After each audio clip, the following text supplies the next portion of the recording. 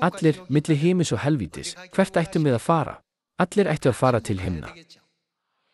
Við skulum líta á Opinberunarbókin kafla 20. Kafli 20, vers 10. Þetta er það sem Guð útskýrir helvíti fyrir milligöngu Jóhannesar postula. Það er sagt: og djöflinum sem leiði þær afvega var kastað í dýkið elds og brennisteins, þar sem bæði dýrið og falsspámaðurinn eru. Þau verða kvalinn dag og hve lengi? Nóttum aldir alda. Með opinberunum sem Jóhannesi postula voru sýndar, lætur Guð okkur vita að helvíti er vissulega til. Staðurinn þar sem kvöl og sársauki mun vara að eilífu. Guð gerði okkur kunnugt ekki aðeins tilvist helvítis, heldur einnig tilvist himins með opinberunum sem gefnar voru Jóhannesi postula. Til þess að við getum tekið rétta stefnu í trúnni verðum við fyrst að skilja að himnaríki og helvíti eru til. Við skulum skoða Opinberunarbókin kafla 22, vers 1. Það er skrifað: og hann sýndi mér móðu lífsvassins, skæra sem kristall. Hún rann frá hásæti Guðs og lambsins eftir miðju stræti borgarinnar. Beggja vegna móðunar var lífsins tré sem ber 12 sinnum ávöxt. Í hverju mánuði ber það ávöxt sinn. Blöð trésins eru til lækningar þjóðunum. Engin bölvun mun framar til vera. Og hásæti Guðs og lambsins mun vera í borginni og þjónar hans muni þjóna honum. Þeir munu sjá ásjónu hans og nafn hans mun vera á ennum þeirra. Nótt mun ekki framar til vera og þeir þurfa hvorki lampaljós né sólaljós því að Drottinn Guð skín á þá og þeir munu ríkja aldir alda. Konungur getur gert hvað sem er. Hann getur fengið hvað sem hann vill með því að gefa skipan. Í Biblíunni segir að Guð leyfi okkur að ríkja sem konungar aldur og ævi. Guð lofar að við munum lifa lífi þar sem við fáum allt sem við óskum okkur. Þar sem Guð hefur búið himininn sem stað eilífs lífs og yfirgnæfandi blessana, verðum við að ganga úr skugga að stefnan sem við göngum sé í átt að himni, ekki helvíti.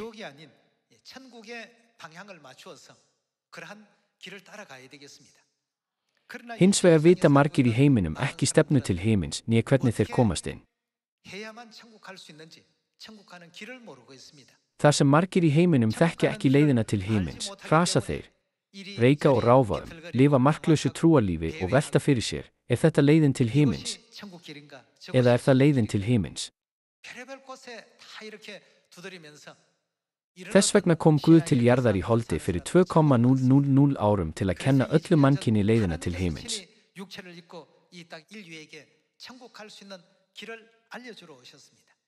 Við skulum skoða kafla 21, vers 4.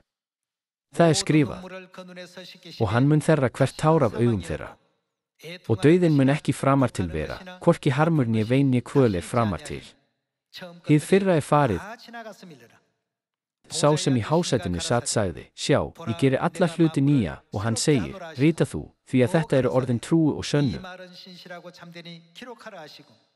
Og hann sagði við mig: það er framkomið. Ég er alfa og ómega, upphafið og endirinn. Ég mun gefa þeim ókeipis sem þyrstur er af lind lífsins vatns. Sá er sigrar mun erfa þetta og ég mun vera hans Guð og hann mun vera mitt barn. En staður er búinn. Hvert munu þau fara? Í dýkinu sem lofar af eldi og brennisteini hugdeigum og hver annar? Vantrúðum, viðurstyggilegum og manndrápurum, frillulífismönnum og töframönnum, skurðgóða dýrkendum og öllum lífurum. Það er hinn annar dauði. Það er engin dauði framar, engin sorg framar, engin grátur framar og engin sásauki framar á himnum. Þetta þýðir ekki að ekkert sé á himnum, heldur eilíf gleði, ánægja og hamingja, ekki satt. Í Opinberunarbókinni, kafla 21 gaf Guð Jóhannesi postula leyfi til að skrásetja loforð sitt að hann muni veita okkur slíkan stað. Þetta er staðurinn þar sem við erum öll að fara. Þess vegna skulum við ekki sætta okkur við þá sjálfsánægju sem Satan veitir, jafnvel þótt við mætum ofsóknum og erfiðleikum á lífsleiðinni.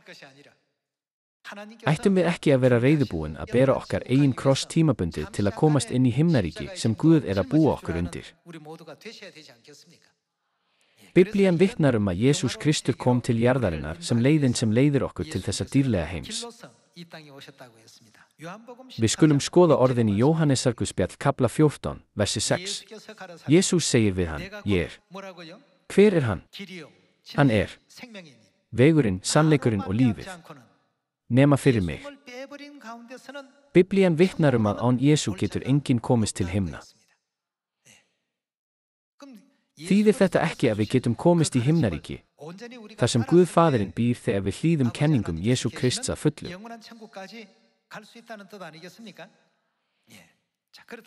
Við skulum skoða eitt vers í viðbótum himininn í Opinberunarbókinni, kapla 22. Kapli 22, vers 10. Og hann sagði við mig, innsigla þú ekki spádómsorð þessara bókar því að þau að koma fram. Hinn rangláti haldi áfram að fremja ranglæti, hinn saurugi haldi áfram saurlífi sínu, og hinn réttláti stundi áfram réttlæti, og hinn heilagi helgist áfram heilugu líferni. Sjá, ég kem skjótt og launin hef ég með mér til að gjalda hverjum og einum eins og verk hans er. Ég alfa og ómega, hinn fyrsti og hinn síðasti, upphafið og endirinn. Sælir eru þeir sem þú skikkju sínar.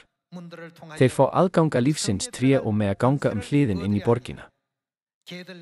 Úti gista hundarnir og töframennirnir og frillulífismennirnir og mandrápararnir og skurðgóða dýrkendurnir og hver sem elskar og iðkar lygi. Með öðrum orðum, þeir komast ekki inn hliðin í himnaríki. Við getum skilið í versi 12 að Guð muni dæma eftir verkum okkar.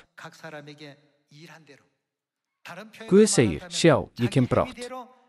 Launin eru með mér og ég mun gjalda hverjum og einum eftir verkum hans. Hver verður grundvöllur dómsins? Við verðum dæmd eftir verkum okkar. Þegar við lítum á þessi orð getum við ekki annað en hugsað hversu mikilvægur nútíminn í trúarlífi okkar. Sumir fórna þessu ótrúlega guðskefna tækifæri fyrir ánægju heimsins. Það eru tvær áttir sem við getum valið á milli.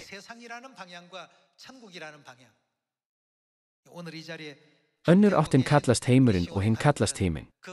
Allir fjölskyldumeðlimir Sjónar sem hér hafa safnast í dag hafa valið rétta stefnu.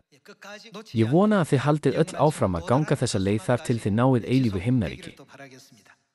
Ég vil ljúka predikuninni. Þakka ykkur fyrir.